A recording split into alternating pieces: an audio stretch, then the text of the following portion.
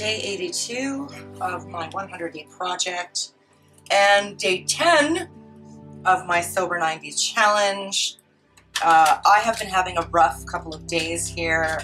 Yesterday I woke up with terrible vertigo, like could not move without wanting to vomit, pounding headache, clammy, cold sweat, couldn't walk without wobbling. And normally I would just put myself to bed, but I had a date with my friend Lydia and her husband Andrew, who were in town to go for lunch, and I didn't want to miss it, so I made myself go. And I'm so glad I did, because we had an absolutely wonderful time.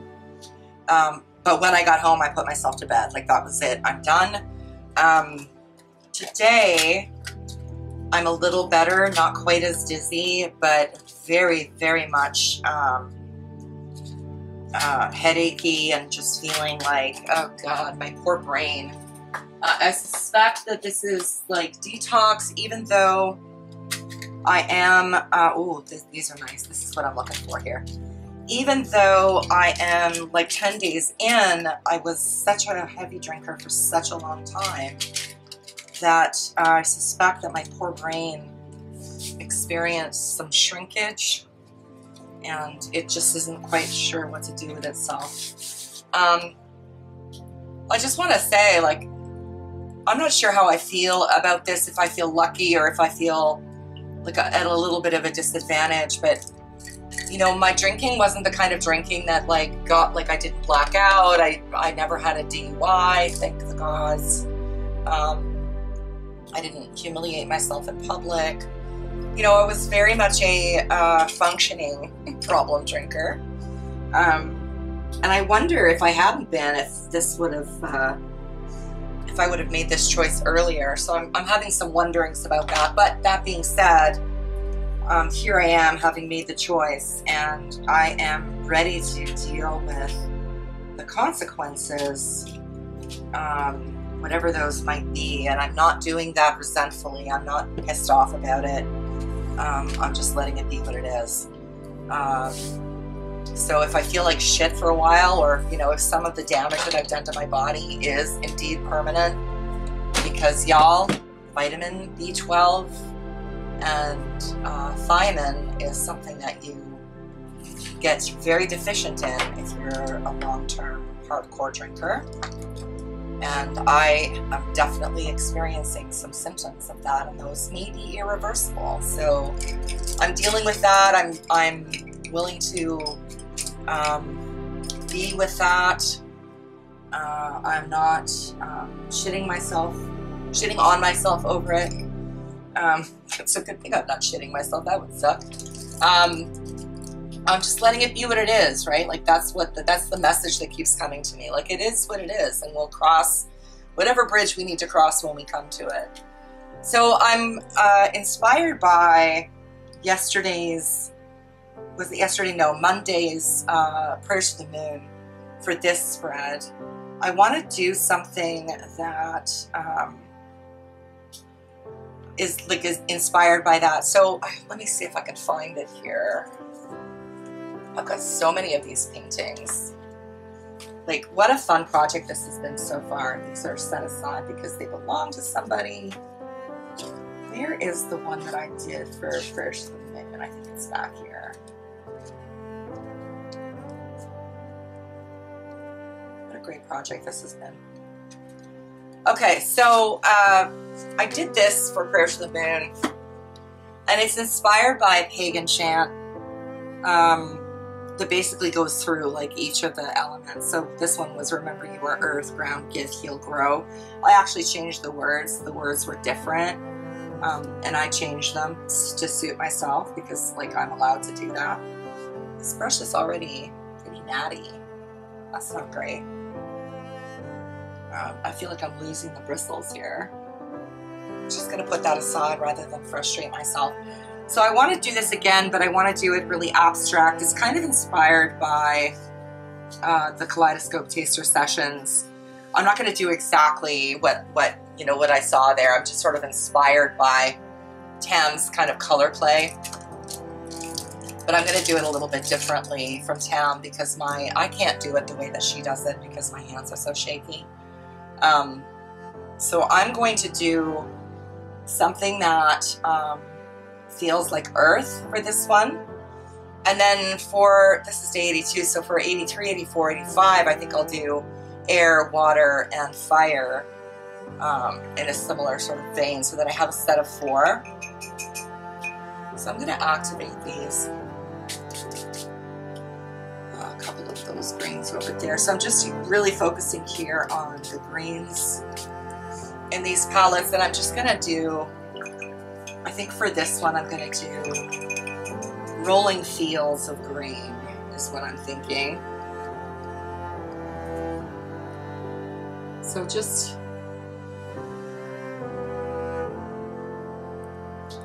like so. So I've got a couple of palettes out here. 2 of the Prima Marketing palettes and 1 is the QOR. So it's kind of a combination of different paints. And I will be bleeding these in together instead of keeping the lines separate because I want to see how that looks. And I'm just going to be sort of coming in a really flowy way.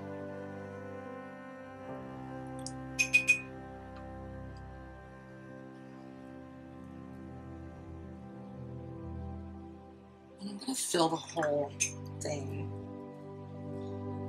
Let's get this. So bleeding colors into each other to make it really interesting.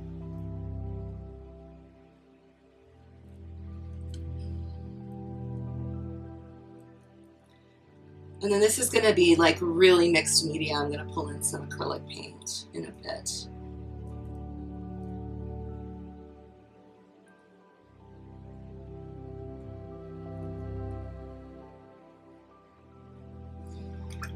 So I'm not really thinking about pattern here.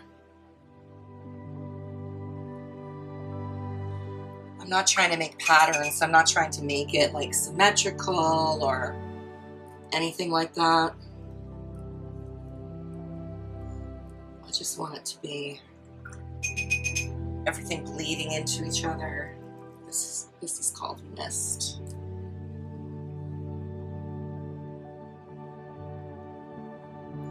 That's sort of a blue. I might throw some of this gold in there. So yeah, just doing that all the way up to the top of the page, and then I'll add some text.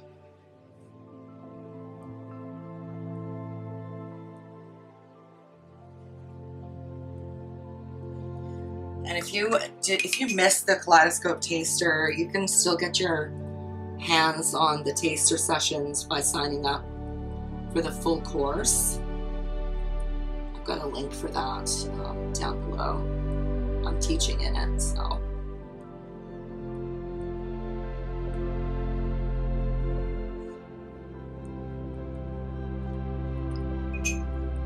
Loving the way this bleeds in. That's really lovely. Loving this mist color too.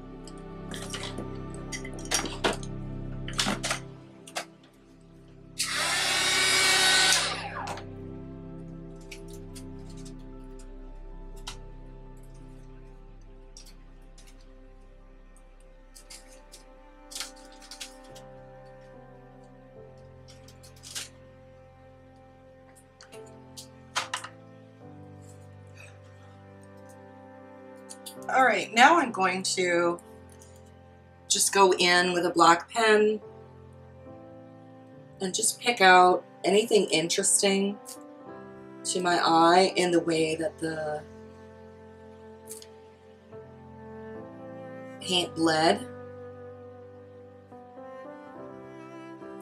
This is very soothing and very meditative, but it can also be a little bit hard on your body and your eyes, so make sure that you're looking up from the page every 15 minutes or so, stretching, you know, because this is intense, like repetitive motion type stuff here. So don't hurt yourself like I've done. I did so much like tiny doodling in my early days as a journal artist that I gave myself something called thoracic outlet syndrome, which is like a nerve damage from hunching my shoulders up around my ears and like pinching off all the nerves in my thoracic outlet. So don't do that. Make sure you're stopping now and again. Giving yourself a stretch. Make sure you lift your eyes up off the page, look at something in the distance. But this creates something kind of like a topographical map to me. It's like it feels very mappy anyway.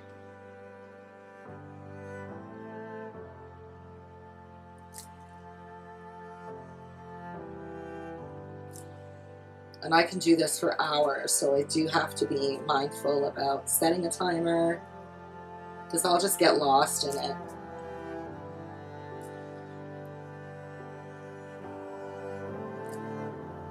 Which is great for self-soothing, but you can't ignore your body.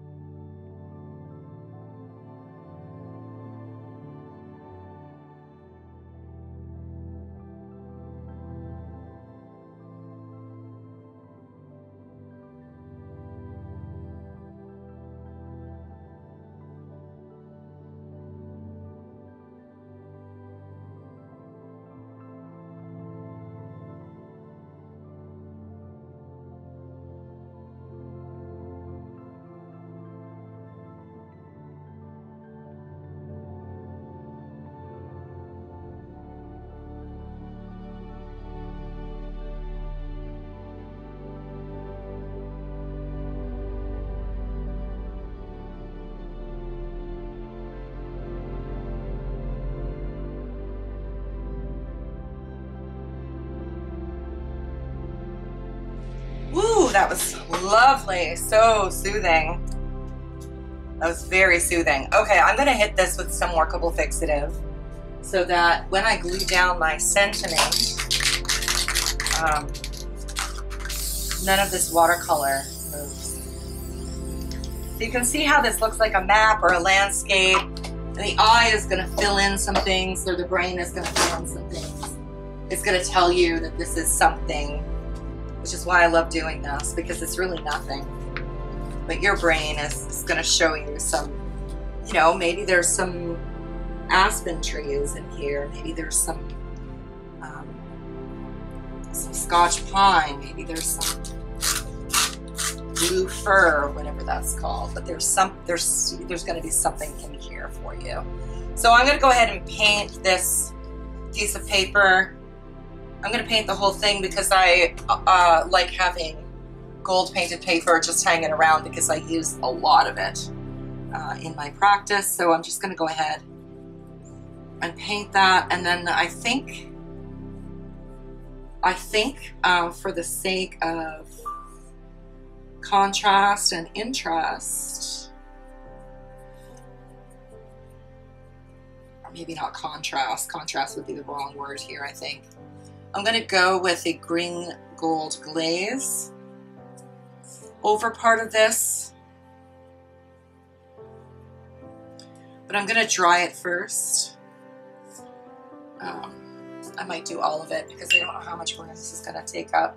So I'm going to go ahead and dry all of this before I add the sentiment.